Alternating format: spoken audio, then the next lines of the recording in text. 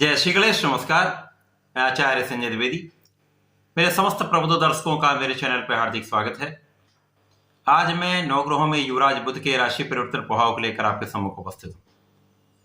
युवराज बुध 20 फरवरी को अपनी वर्तमान मकर राशि को छोड़कर शनिदेव की ही मूल त्रिकोण राशि कुंभ राशि में प्रवेश करेंगे। अब चूंकि ये एक अत्यंत महत्वपूर्ण परिवर्तन इसलिए क्योंकि बुध अपने मित्र की राशि में, जो शनिदेव हैं, उनकी राशि में प्रवेश करने जा रहे हैं। जहां पर मित्र के साथ ही इनका संयोग बनेगा, युति प्रभाव आरंभ होगा। वहां पर पहले से ही सूर्य का गोचर भी चल रहा होगा, जिसके कारण कुंभ राशि में एक त्रिग्रही योग का निर्माण होने वाला है।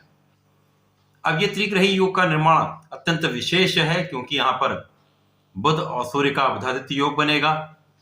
शनि बुध का विशेष राजयोग का निर्माण हो रहा है, जो निश्चित रूप से समस्त राशियों को प्रभावित भी करेगा, विशेष लाभ भी दे सकता है। नवग्रहों में युवराज बुध जो अपना संपूर्ण प्रभाव त्वरित प्रदान कर देते हैं, क्विक रिस्पॉन्स प्लैनेट हैं। तथा सबसे महत्वपूर्ण यह है कि बुध एक ऐसे एकमात्र ग्रह हैं जिनका इस जगत के समस्त कार्यों में कार्यकत्व प्राप्त होता है। चाहे वो किसी प्रकार का व्यापार हो, इंडस्ट्री हो, वाणिज्य से संबंधित कार्य हो, ज्ञान से संबंधित कार्य हो, शिक्षा का कार्य हो, कैलकुलेशन का कार्य हो, रिसर्च का कार्य हो, बुद्धि से संबंधित जितने भी कार्य हैं वो बुध के कार्यकत्व में आते हैं। इसी प्रकार से गणनाओं से संबंधित जितने भी कार्य हैं वो बुध के कार्यकत्व में आते हैं। कला जगत का जितना भी कार्य है, गायन, वादन, नृत्य का कार्य, लेखन से संबंधित कार्य, लेखा जगत का कार्य, इन समस्त कार्य क्षेत्र में बुध का संपूर्ण प्रभाव होता है। इसीलिए बुध का परिवर्तन सदा ही अत्यंत महत्वपूर्ण होता है। अब चूंकि ये मित्र की राशि में परिवर्तन है, यहाँ पर सूर्य के साथ भी मित्रवत होते हैं, शनि के साथ भी मित्रवत होते हैं, तो ये एक विशेष परिवर्तन है। परंतु ये अलग अलग राशियों के लिए अलग अलग भाव में बनेगा, अलग अलग स्थानों पर बनेगा, उसी के अनुसार ही परिणाम की प्राप्ति हो। आज मैं कन्या राशि के लिए, जो स्वयं बुध की उच्च राशि है, बुध के इस राशि परिवर्तन का क्या प्रभाव मिलने वाला है, किस प्रकार के लाभ मिल सकते हैं, कौन सा भाव प्रबल होगा, कहां कितना लाभ ले पाएंगे, कहां पर समस्या आ सकती है, उसका क्या निराकरण है, संपूर्ण विश्लेषण मैं पूर्ण तरीके के साथ करने जा रहा हूं। प्रिय दर्शकों, यह राशिफल आपके चंद्र राशि पर आधारित है। कन्या राशि बुध की उच्च राशि है। यहां पर यदि हम स्थितियों का अवलोकन करें तो बुध कार्यक्षेत्र के स्वामी तथा लग्न के स्वामी है। कर्मेश लग्नेश का गोचर षष्ठम भाव में होने जा रहा है। अब षष्ठम भाव जो कि एक त्रिक भाव है, जहां पर समस्त ग्रहों का प्रभाव निर्भर हो जाता है। यद्यपि यहाँ पर शनिदेव स्वयं होंगे जो षष्ठम के स्वामी हैं, यहाँ पर सूर्यदेव भी होंगे जो कि द्वादश के स्वामी हैं। यहाँ पर निश्चित रूप से निर्बलता आने वाली। सूर्य को किसी प्रकार का कोई त्रिकदोष नहीं होता, परंतु शनि और सूर्य का प्रभाव जहां पर भी होगा तो बहुत बड़ा लाभ नहीं मिलता है। इसी प्रकार से शनिदेव भी सूर्य के प्रभाव के कारण अस्त अवस्था में होंगे।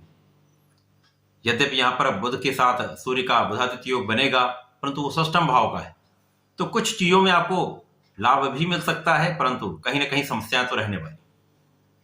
इस विशेष समय में आपके व्यय बढ़ने का पूरा योग बन रहा है। कुछ ना कुछ शारीरिक समस्याएं लगी रहेंगी। इस विशेष समय में आपके साथ विवाद होने की संभावना है। ऋण बढ़ सकते हैं। ऋण पर नियंत्रण पूर्ण रूप से आपको लगाना चाहिए। इसी प्रकार से यहाँ पर किसी प्रकार के विवाद में ना पड़े। विवादों के कारण कानूनी समस्याएं हो सकती हैं, जहां पर धन का अपव्यय हो सकता है। यहां पर रोग भी आपको समस्या करेंगे, यहां पर ऋण भी समस्या करेगा, यहां पर शत्रु भी आपके लिए कहीं ना कहीं समस्या का कारण बनने वाले। यद्यपि यहां पर शत्रुओं का दमन होना तय है, शत्रु विनाश तय है, परंतु जो समस्याएं देते हैं वो तो कहीं ना कहीं मानसिक तनाव, शारीरिक तनाव, ये निश्चित रूप से हो सकता है। ज्ञान शिक्षा का भाव कहीं न कहीं से निर्बल हो रहा है। यहां पर संतान का सुख भी कहीं न कहीं बाधित है। संतान के साथ कुछ दूरी हो सकती है अथवा संतान के स्वास्थ्य में कुछ निर्बलता आ सकती है। संतान यद्यपि अच्छी रहने वाली, परंतु ये क्षणिक समस्याएं हो सकती हैं। संतान के कारण आपको तनाव हो सकता है। प्रेम संबंध के लिए यह समय बिल्कुल भी अच्छा नहीं। इसी प्रकार से कार्य क्षेत्र में यहाँ पर निरंतर कोई न कोई अवरोध आने की आशंका है। यहाँ पर उच्चाधिकारियों के साथ आपको बहुत सामंजस्य के साथ चलना होगा। जिन लोगों के साथ आप व्यापार करते हैं उनके साथ संपूर्ण सामंजस्य बनाकर चलिए। साझेदारी में किसी पर पूर्ण विश्वास ना करें, लेकिन संयम के साथ, धैर्य के साथ आपको कार्य करना चाहिए। बहुत सोच विचार कर कोई निर्णय लेने चाहिए। जल्दीबाजी में किसी कार्य को करने से बचना चाहिए। यहां पर आपको, क्योंकि यहां पर तनाव भी बढ़ा होगा, आपका शारीरिक बल भी कुछ निर्बल है, क्षमता में कुछ कमी आ रही है, शारीरिक निर्बलता है, जिसके कारण भी तनाव होता है। मानसिक तनाव कहीं ना कहीं कष्टकारी हो सकता है। अपने आत्मबल को आपको प्रबल करना चाहिए, कॉन्फिडेंस बढ़ाइए, सूर्यदेव को नित्य जल दीजिए। ओम घृणी सूर्याय नमः का जप करते हुए यदि जल देंगे तो अत्यंत श्रेष्ठ आपको लाभ मिलने वाला है, जिससे आपका कॉन्फिडेंस अच्छा होगा तो आपके नेतृत्व में, आपको अपना निर्णय लेने में एक सरलता आएगी। बुद्धि बल यद्यपि यहां पर आपका ठीक रहने वाला है, परंतु वाणी यहां पर कष्टकारी हो सकती है। सूर्य का प्रभाव होगा, शनि का प्रभाव होगा, तो वाणी यहां पर आपके लिए कष्ट का कारण बन सकती है, विवाद का कारण बन सकती है, शत्रु बढ़ाने का कार्य हो सकता है। तो यहां पर वाणी पर संपूर्ण रूप से आपको नियंत्रण रखना होगा। कार्य क्षेत्र में उच्चाधिकारियों के साथ कुछ मतभेद की आशंका हो सकती है। यद्यपि यहां पर कार्य क्षेत्र में बहुत कोई बड़ा हानि का योग नहीं है, परंतु यहां पर उतार चढ़ाव का पूरा योग बन रहा है, क्योंकि आप शारीरिक रूप से कहीं ना कहीं रोगों से पीड़ित होंगे, मानसिक तनाव होगा, तो कार्य क्षेत्र पर उसका पूर्ण प्रभाव पड़ता है। जब कार्य क्षेत्र में अवरोध आते हैं तो उनसे आप निपटने के लिए कुछ गलत निर्णय ना लें, इस पर बहुत सोच विचार कर आपको निर्णय लेना होगा।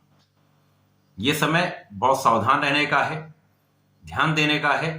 यदि सावधानी से आप चलेंगे, ध्यान देंगे, तो यहां पर संपूर्ण रूप से ये एक एवरेज समय रहने वाला है, बहुत ना लाभ देने वाला है, नहीं बहुत कुछ हानि का योग बन रहा है।